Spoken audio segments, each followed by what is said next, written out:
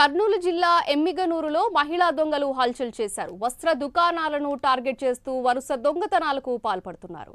నలుగురు మహిళలు ఒకే రోజు 2 దుకాణాల్లో చోరీకి పాల్పడ్డారు. ముందుగా ఓ మహిళా యజమానిని మాటల్లో పెట్టి మరో మహిళ బట్టలు చూస్తూ మరొకరు వెనుక నుండి దుకాణంలో ఉన్న బట్టలను కట్టలుగా దొంగలిస్తున్నారు. అనుమానం వచ్చిన దుకాణ యజమాని మహిళను నిలదీయగా వారు దొంగతనం చేసిన బట్టలు ఒక్కసారిగా బయటపడ్డాయి. ఈ చోరీ మొత్తం అక్కడున్న సీసీ కెమెరాలో రికార్డ్ అయ్యాయి. దుకాణ యజమాని పోలీసులకు ఫిర్యాదు చేయడంతో 2 మహిళలను అరెస్ట్ చేశారు.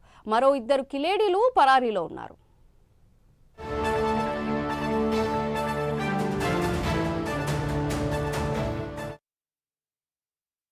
పేరు అరుణ్ కుమార్. మా బట్టల షాప్లో నిన్న మధ్యాహ్నం సుమారు 12 గంటల ఆ టైంలో లోపలికి 4 అమ్మాయిలు వచ్చారు. దాంట్లో ఒక ఆవిడ బయట కూర్చొని సైకిల్ చేసింది, ఎవరు వస్తున్నారు ఎవరు వెళ్తున్నారు అని చెప్పి.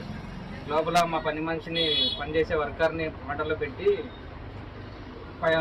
పక్కన అల్మారాలో ఉన్న బట్టలన్నీ సందులోకి వేసుకొని బయటికి పారిపోయినారు. ఒక 10 మినిట్స్ తర్వాత కెమెరా చెక్ చేసుకొని వాళ్ళని పోయి పట్టుకొని పోలీసులకు అప్పచెప్పాం. సరుకు సుమారు 10 నుంచి 15 వేల వరకు ఉంటుంది. సార్ వాళ్ళు రికవరీ చేసి ఇస్తామని చెప్పి మాకు భరోసా ఇచ్చారు.